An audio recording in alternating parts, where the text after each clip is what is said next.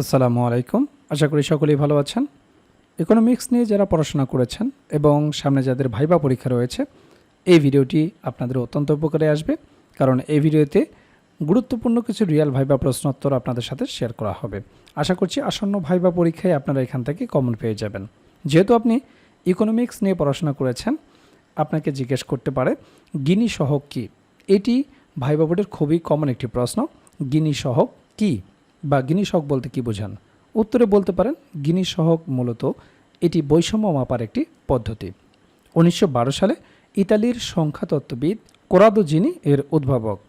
জিনি সহগ বা গিনি সহগ ইংরেজিতে বলা হয় গিনি কোএফিসিয়েন্ট। এটি হলো অর্থনীতিতে ব্যবহৃত একটি গুরুত্বপূর্ণ সূচক, যা কোনো দেশের আয় বা সম্পদের বণ্টনের অসমতা বোঝানোর জন্য ব্যবহার করা হয়। এটি একটি অনুপাত বা ভগ্নাংশ আকারে প্রকাশ করা হয়, যার মান 0 থেকে 1-এর মধ্যে হতে হয়। ভাইবা বোর্ডে আপনাকে কিছু টেকনিক ফলো করতে হবে। গিনি সহগ বলার পরেই যদি আপনি সম্পূর্ণ উত্তর বলে দেন, তাহলে এখানে আরও কিছু প্রশ্ন করার সুযোগ থাকে, সেগুলো কিন্তু আর থাকবে না।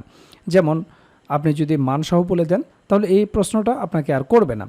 ভাইবা বোর্ডে এমনভাবে কাট টু কাট অ্যান্সার করতে হয় এবং কিছু শব্দ ব্যবহার করতে হয়, যাতে সেখান থেকে এক্সামিনার আপনাকে পরবর্তী প্রশ্নটি করে। শুধু আপনি গিনি সহগ কাকে বলে তার উত্তর দেবেন। এরপরে হয়তো স্যাররাই আপনাকে জিজ্ঞেস করবে যে গিনি সহগের মান কত। সেক্ষেত্রে আপনি বলতে পারেন যে গিনি সহগ এটি একটি অনুপাত বা ভগ্নাংশ আকারে প্রকাশ করা হয়, যার মান হচ্ছে 0 থেকে 1-এর মধ্যে। এরপরে আপনাকে জিজ্ঞেস করতে পারে যে জিনি সহগ কীভাবে বের করা হয়। তো এর উত্তরে আপনারা বলতে পারেন জিনি সহগ বের করার জন্য লরেন্স রেখা ব্যবহার করা হয়। তখন আপনাকে পরবর্তী প্রশ্ন জিজ্ঞেস করতে পারে তাহলে লরেন্স রেখা কী। তো আপনি বলবেন লরেন্স রেখা হলো একটি গ্রাফ, যা কোনো দেশের জনসংখ্যার আয়ের বণ্টনকে দেখানো হয়। এরপরে আপনাকে জিজ্ঞেস করতে পারে ডক্টর মোহাম্মদ ইউনূস কোন অর্থনীতি নিয়ে কাজ করেছেন, সামষ্টিক নাকি ব্যষ্টিক। আসলে সামষ্টিক ব্যষ্টিক কিছুই না, তিনি কাজ করেছেন গ্রামীণ অর্থনীতি নিয়ে। এরপরে আপনাকে জিজ্ঞেস করতে পারে যে ক্ষুদ্র ঋণ ব্যষ্টিক নাকি সামষ্টিক অর্থনীতি। তো আমরা জানি যে ক্ষুদ্র ঋণটা হচ্ছে ব্যষ্টিক অর্থনীতি। যেহেতু ব্যষ্টিক এবং সামষ্টিকের বিষয়টি এখানে এসেছে, সেখান থেকে অবশ্যই আপনার কাছ থেকে ব্যষ্টিক এবং সামষ্টিক অর্থনীতি কাকে বলে সেই বিষয়টি জানতে চাবে, এটা খুবই স্বাভাবিক। তো আমরা জেনে নেই ব্যষ্টিক অর্থনীতি কাকে বলে। যে শাখায় বিভিন্ন ব্যক্তি, প্রতিষ্ঠান বা সংস্থা সম্পর্কে পৃথক পৃথকভাবে আলোচনা করা হয়, তাকে ব্যষ্টিক অর্থনীতি বলে। আর এই ব্যষ্টিক অর্থনীতির জনক কিংবা ব্যষ্টিক শব্দটি প্রথম ব্যবহার করেন হচ্ছে অসলো বিশ্ববিদ্যালয়ের অধ্যাপক রাগনার নার্স 1933 সালে। যদি আপনাকে জিজ্ঞেস করে সেক্ষেত্রে এটি বলবেন, তাছাড়া বলার দরকার নেই। চলুন এবার জেনে নেই সামষ্টিক অর্থনীতি কাকে বলে।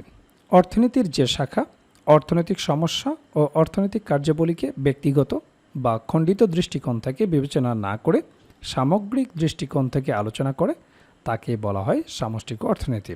আর এই সামষ্টিক অর্থনীতির জনক হচ্ছেন লর্ড কেইনস। যদি আপনাকে জিজ্ঞেস করে যে সামষ্টিক অর্থনীতির জনককে, বলবেন লর্ড কেইনস। এরপর ভাইবা বোর্ডে আপনাকে জিজ্ঞেস করতে পারে বলেন তো দারিদ্র্য দুষ্টচক্র কাকে বলে। বলবেন কতিপয় শক্তির একত্রীকরণ এবং একে অপরের সঙ্গে ক্রিয়া প্রতিক্রিয়া কোনো দরিদ্র দেশকে দরিদ্র করে রাখে। অনুন্নত দেশে অনুন্নত কৃষি, নিরক্ষর জনগণ, পুঁজি স্বল্পতা ইত্যাদি সবসময় দুষ্টচক্রে প্রতিনিয়ত ঘুরপাক খায়। কোনো দেশ দারিদ্র কারণ সে দেশে মূলধন কম, আর মূলধন কম থাকার কারণে সে দেশ দারিদ্র। অর্থাৎ একটার সাথে আর একটা চক্রাকারে ঘুরছে, আর এই সমগ্র ব্যাপারটি হচ্ছে দারিদ্র্যের দুষ্টচক্র। ভাইবা বোর্ডে আপনাকে জিজ্ঞেস করতে পারে অর্থনীতি বলতে আপনি কী বোঝেন। যেহেতু আপনি অর্থনীতির শিক্ষার্থী, এই প্রশ্নটি আপনার জন্য একেবারেই কমন। অর্থনীতি বলতে আপনি কী বোঝেন? বলবেন স্যার অর্থনীতি হলো এমন একটি সামাজিক বিজ্ঞান যা মানুষের আয়, ব্যয়, কর্মসংস্থান কল্যাণ এবং অর্থনৈতিক উন্নয়নের লক্ষ্যে অসীম অভাব ও বিকল্প ব্যবহার উপযোগী সীমিত সম্পদের মধ্যে সমন্বয় সাধন করে। অথবা এল রবিনসের এই সংখ্যাটি বলতে পারেন, অর্থনীতি মানুষের অভাব ও বিকল্প ব্যবহারযোগ্য সীমিত সম্পদের সম্পর্ক বিষয়ক মানব আচরণ নিয়ে আলোচনা করে। এরপর আপনাকে জিজ্ঞেস করতে পারে অর্থনীতির জনককে। অর্থনীতির জনক হচ্ছেন অ্যাডাম স্মিথ।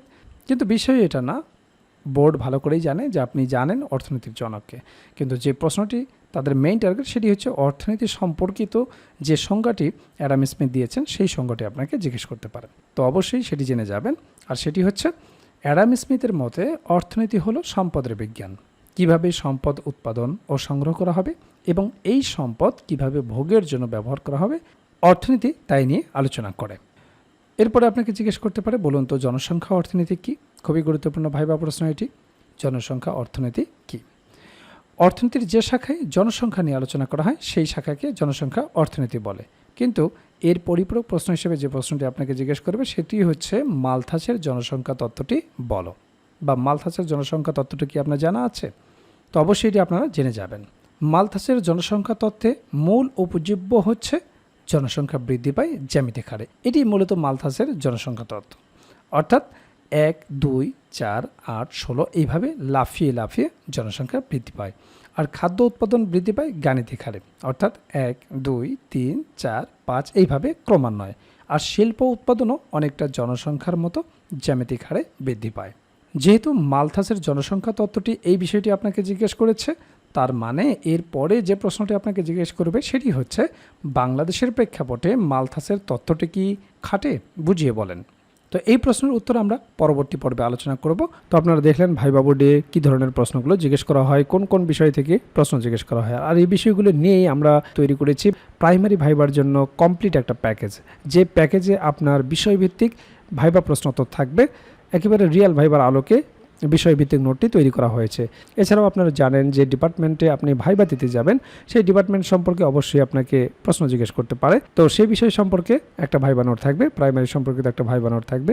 প্রাইমারি ভাইবাই অবশ্যই আপনাকে অনুবাদ জিজ্ঞেস করবে, অনুবাদের উপর একটা ভাইবা নোট থাকবে, যেগুলো প্র্যাকটিস করে গেলেই যথেষ্ট।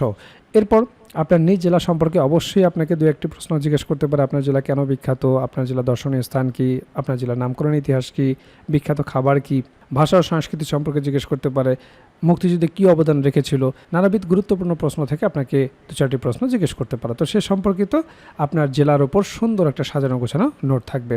এছাড়াও 1947 থেকে শুরু করে বর্তমান সমসাময়িক পর্যন্ত গুরুত্বপূর্ণ বিষয়ের উপর যে সমস্ত প্রশ্নগুলো আপনাকে জিজ্ঞেস করতে পারে সেই বিষয়গুলো নিয়ে সুন্দরভাবে সাজানো গোছানো একটা সাধারণ জ্ঞান ভাইবা নোট থাকবে। এছাড়াও আপনারা জানেন যে প্রাইমারি ভাইবা বোর্ডে বাংলা ব্যাকরণ এবং সাহিত্য অংশ থেকে বেসিক কিছু প্রশ্ন জিজ্ঞেস করে থাকে, সে বিষয়ে একটি ভাইবা নোট থাকবে। এছাড়াও গণিতের একটি বেসিক ভাইবা নোট থাকবে। আপনারা জানেন যে পাটিগণিত, বীজগণিত এবং জ্যামিতি অংশ থেকে কিছু বেসিক প্রশ্ন জিজ্ঞেস করা হয়। যেহেতু আপনি প্রাইমারির শিক্ষকতা করবেন, একেবারে বেসিক জিনিসগুলো যদি আপনি না বলতে পারেন তাহলে চাকরি পাওয়াটা আপনার জন্য দুষ্কর হয়ে যাবে। কাজেই ভাইবা পরীক্ষায় আপনি যত ভালো করবেন আপনার চাকরি পাওয়ার সম্ভাবনা তত বেড়ে যাবে। কাজেই যারা প্রাইমারি ভাইবার জন্য গুছিয়ে কার্যকর একটা প্রস্তুতি নিতে চান, আমাদের ভাইবা প্যাকেজটি দ্রুত সংগ্রহ করুন। ইতিমধ্যে অনেক প্রার্থী আমাদের কাছ থেকে ভাইবা প্রার্থী সংগ্রহ করেছেন, তারা প্রস্তুতি শুরু করে দিয়েছেন। এখনও যারা প্রস্তুতি গুছিয়ে নিতে পারেন না, স্ক্রিনে দেওয়া হোয়াটসঅ্যাপ নাম্বারে যোগাযোগ করে আমাদের কাছ থেকে প্রাইমারির এই ভাইবা প্যাকেজটি সংগ্রহ করতে পারেন। প্যাকেজটি আপনারা দুইভাবে নিতে পারবেন, আপনারা হার্ড কপি নিতে পারবেন কুরিয়ারের মাধ্যমে, এছাড়াও পিডিএফ প্যাকেজ আপনারা নিতে পারবেন। কাজেই দেরি না করে দ্রুত স্ক্রিনে দেওয়া হোয়াটসঅ্যাপ নাম্বারে যোগাযোগ করে প্যাকেজটি সংগ্রহ করুন।